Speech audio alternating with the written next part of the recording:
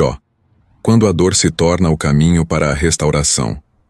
O homem mais íntegro da terra. No coração de uma terra antiga chamada Uz, vivia um homem cuja reputação ecoava como exemplo de retidão. Jó. Ele não era apenas rico, mas também íntegro, temente a Deus e desviado do mal. Um homem que, aos olhos da sociedade, tinha tudo: riqueza, família, saúde, status, mas principalmente a bênção divina. A Bíblia descreve sua prosperidade com detalhes quase cinematográficos. 7 filhos, 3 filhas, 7.000 ovelhas, 3.000 camelos, 500 juntas de bois e outras tantas jumentas, sem contar a numerosa quantidade de servos. Mas Jó não era apenas abençoado materialmente. Ele era conhecido por oferecer holocaustos em nome dos filhos, temendo que tivessem pecado em silêncio. Seu zelo espiritual era tão elevado quanto sua fortuna. Mas é justamente aí que a história dá sua primeira reviravolta sombria. A narrativa se desloca dos campos de Uz para um cenário espiritual desconhecido. A sala do trono celestial. Ali, entre os filhos de Deus, surge uma figura obscura, Satanás. Não como uma serpente ou dragão, mas como um acusador, um questionador da integridade humana. Deus pergunta: "De onde vens?" E Satanás responde: "De rodear a terra e passear por ela." Então, Deus menciona Jó com orgulho: "Observaste meu servo Jó, homem íntegro, reto, temente a Deus e que se desvia do mal." Mas Satanás, sarcástico, lança a dúvida que será o estopim do sofrimento. Porventura teme Jó a Deus em vão? Ele acusa Jó de só amar a Deus por causa das bênçãos e propõe um teste macabro: tirar tudo o que ele tem. Deus, em um gesto incompreensível à mente humana, permite. E assim começa a descida ao abismo. Em um único dia, o mundo de Jó desmorona. 4 mensageiros chegam com notícias arrasadoras. Seus bois e jumentas são roubados, seus servos mortos, seus camelos levados, e finalmente, um vendaval atinge a casa onde seus filhos estavam. Todos morrem. A dor de Jó é palpável. Ele rasga suas vestes, rapa a cabeça e se lança em terra. E então, pronuncia uma das frases mais fortes da literatura sagrada: "No saí do ventre de minha mãe e no tornarei para lá. O Senhor deu, o Senhor tomou. Bendito seja o nome do Senhor." Jó não blasfema, não acusa Deus, mas seu coração está em pedaços.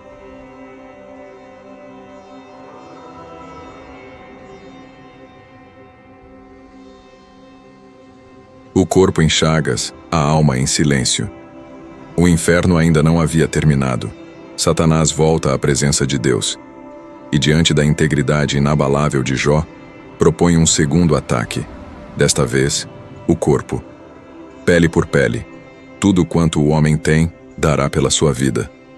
Deus consente, mas proíbe que sua vida seja tirada. E assim, Jó é ferido com úlceras malignas, da planta dos pés ao alto da cabeça. Em desespero físico, ele se senta sobre cinzas e pega um caco para raspar suas feridas. A cena é quase grotesca. Um homem que antes se vestia com linho fino, agora coberto de chagas, sentado em pó, mutilando o próprio corpo para suportar a dor. Mas o que talvez doa ainda mais é o abandono emocional. Sua esposa, talvez também traumatizada por tantas perdas, o confronta. "Ainda conservas tua integridade? Amaldiçoa a Deus e morre." As palavras soam como punhaladas, mas Jó, mesmo em ruína, responde: "Falas como uma doida. Receberemos o bem de Deus e não o mal." O silêncio de Deus ecoa. A fé de Jó permanece, mas o sofrimento continua. E então chegam os amigos, Elifaz, Bildade e Zofar. Eles vêm para consolá-lo, mas ao verem Jó, rasgam suas vestes e passam 7 dias em silêncio. Eles não o reconhecem. É como se a dor o tivesse desfigurado completamente. Durante 7 dias, ninguém fala, apenas choram. E esse silêncio inicial é, paradoxalmente, o maior consolo que oferecem. Porque às vezes não há palavras para a dor. Não há explicações, apenas presença. Mas depois do silêncio vêm os discursos, e com eles o julgamento disfarçado de teologia.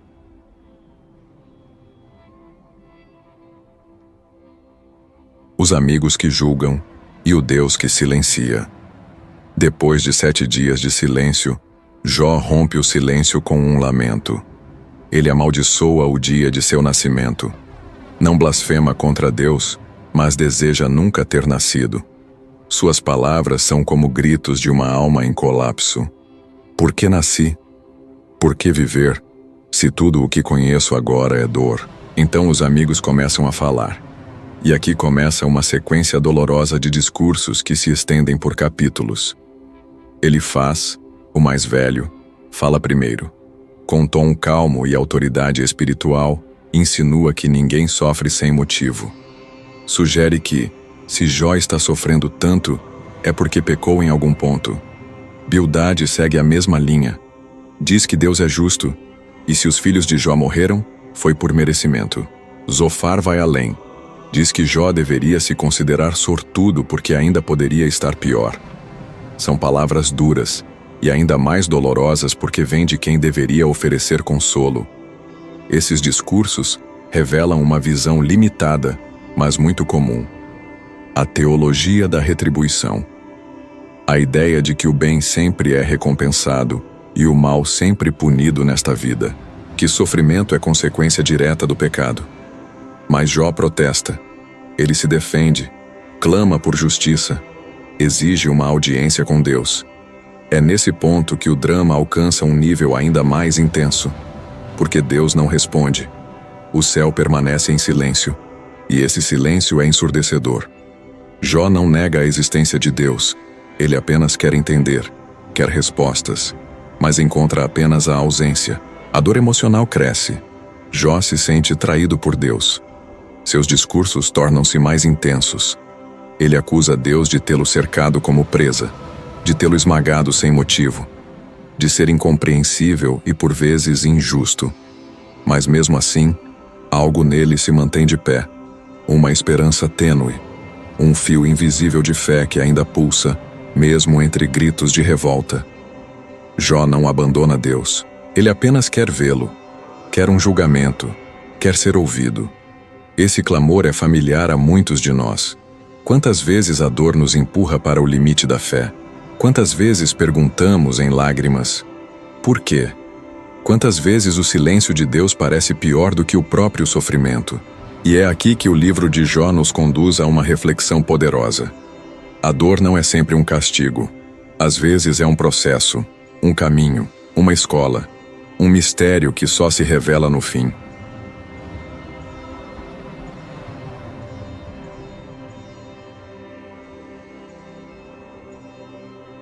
Quando Deus finalmente fala. Depois de longos capítulos de acusações, lamentações e debates teológicos, algo extraordinário acontece. Do meio de um redemoinho, símbolo de poder e mistério, Deus responde. Mas ele não responde como esperado. Não explica o porquê do sofrimento. Não revela o plano que permitiu o teste. Em vez disso, faz perguntas. Uma sequência avassaladora de questionamentos que desmontam qualquer pretensão humana. Onde estavas tu, quando eu lançava os fundamentos da terra? Acaso sabes quem ordena os céus? Conheces o caminho da luz e o lugar das trevas?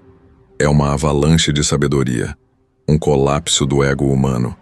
Deus não está sendo cruel. Está revelando a diferença entre o Criador e a criatura. Está mostrando que o universo é muito mais vasto, misterioso e interligado do que qualquer mente humana é capaz de compreender. Para alguns, pode parecer evasivo, mas na verdade, é um chamado à humildade cósmica. Deus está dizendo, você sofre sim, e eu vejo, mas há muito mais acontecendo do que seus olhos podem perceber. Jó escuta em silêncio. Sua alma, antes cheia de argumentos, agora é inundada por algo maior, a presença. Não recebeu respostas racionais, mas recebeu algo muito mais valioso, um encontro, uma epifania, uma revelação de que Deus não havia se ausentado. Estava ali o tempo todo. E então Jó se rende. Não à dor, mas à majestade divina, Diz com voz embargada: antes eu te conhecia só de ouvir. Agora os meus olhos te veem. Essa frase muda tudo. Revela que o sofrimento levou Jó a um novo nível de relação com Deus. Uma intimidade que não é construída com bênçãos, mas com lágrimas, com silêncio, com espera. A cura não veio da explicação, veio da presença.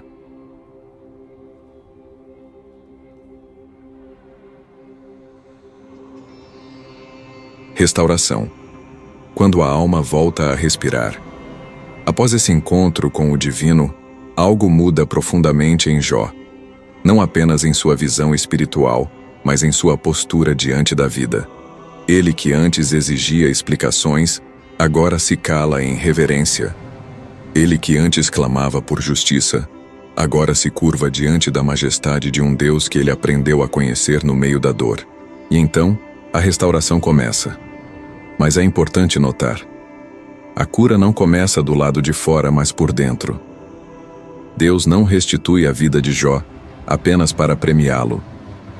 Restaura-o porque houve transformação interior. A dor não foi em vão. A dor cumpriu um propósito que nenhuma riqueza ou tranquilidade poderia alcançar. O primeiro ato de restauração é simbólico e espiritual. Deus pede que os amigos de Jó, aqueles que o acusaram injustamente, ofereçam sacrifícios, e diz que Jó orará por eles. Isso é crucial. Jó, agora curado, é chamado a orar por aqueles que o feriram. Sua cura completa só acontece quando ele também se torna canal de cura. E Jó ora, não por vingança, não por justiça, mas por misericórdia. O homem que sofreu injustamente agora intercede por quem o julgou. Essa é a essência da redenção: perdoar mesmo sem ter sido compreendido. E então, o texto diz: e o Senhor mudou a sorte de Jó quando ele orava pelos seus amigos. A transformação espiritual antecede a material. A paz interior antecede a restituição externa. O que vem depois é grandioso. Jó recebe o dobro de tudo o que tinha. 7 filhos e 3 filhas nascem novamente. Suas filhas, descritas como as mais formosas da terra, recebem herança, algo raro e revolucionário para a época. Tudo o que foi tirado volta em porção dobrada. Mas agora Jó não é mais o mesmo homem do início. Ele viu Deus, ele sentiu a dor, e ele foi curado. Esse tipo de cura é a mais poderosa. Não nega o sofrimento, não finge que nada aconteceu. Ela integra a dor como parte da história, como parte da identidade. Jó se tornou mais sábio, mais misericordioso, mais humano e, paradoxalmente, mais próximo do divino. Essa é a grande lição da sua jornada. Às vezes, a dor que achamos que vai nos matar é a mesma que vai nos levar a um lugar mais alto. Às vezes, o deserto é o único caminho até a terra prometida. Às vezes, a ruína é o solo onde brota a redenção. Quando a dor é a porta para o milagre. A história de Jó é uma das mais misteriosas e profundas da Bíblia, porque ela não oferece respostas fáceis. Não nos dá um final feliz simples. O que ela entrega é algo infinitamente mais valioso, uma revelação sobre o que é ser humano diante de Deus. Ela nos mostra que o sofrimento não é sempre castigo, que a dor não é sempre o fim, que muitas vezes o que parece destruição é apenas o início de uma reconstrução divina. Jó nos ensina que a integridade é testada na escuridão, que a fé mais genuína é aquela que permanece mesmo quando Deus parece estar em silêncio, que o verdadeiro amor a Deus não está condicionado às bênçãos, mas sobrevive até no meio das cinzas. E acima de tudo, Jó nos revela que há esperança, que a alma pode ser restaurada, que a dignidade pode ser devolvida, que por mais fundo que seja o abismo, há um Deus que desce até lá para nos levantar. Jó viu a vida ruir, viu o corpo apodrecer, viu a fé estremecer. Mas no final, viu Deus. E isso mudou tudo. A moral da história é simples e profunda. A dor pode ser o caminho mais curto entre a ignorância e a intimidade com Deus. Não porque Deus nos deseja sofrer, mas porque há dores que revelam o que realmente importa. Dores que nos limpam, que nos quebram por fora para nos reconstruir por dentro. Se você hoje se sente como Jó, em ruínas, incompreendido, sozinho, saiba que sua história ainda não acabou. O silêncio de Deus não é abandono, é preparação, é processo, e a restauração pode estar mais próxima do que você imagina. Permaneça, resista e, acima de tudo, espere, porque aquele que permitiu o teste também preparou a restituição.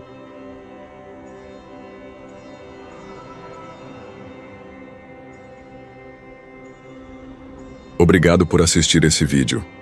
Pedimos que se inscreva em nosso canal e curta esse vídeo. Ative também o sininho das notificações para ser avisado sobre nossas postagens. Até o próximo vídeo.